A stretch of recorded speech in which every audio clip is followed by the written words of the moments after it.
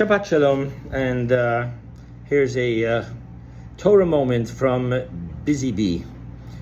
And came to wash my car. I figured, you know what? Let's make this a beautiful moment. So let's have a Dvar Torah on the Torah portion of Shelach. So let's talk about Jewish leadership.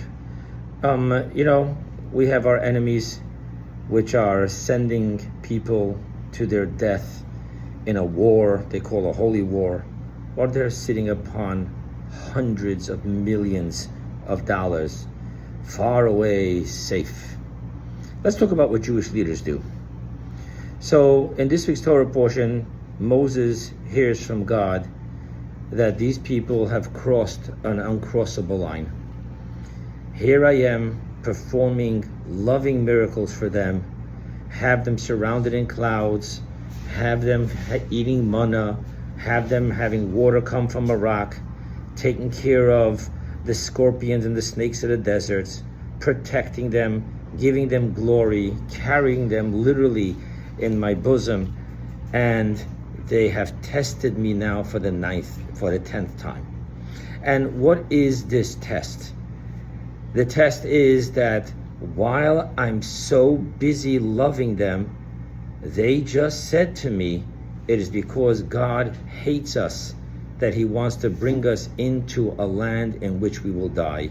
If only we can die peacefully in the desert.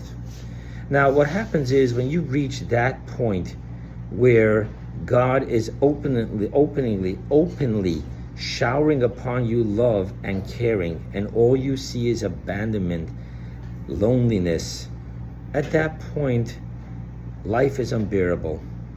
And God says, if life is unbearable, then it's time for them to come to the afterlife.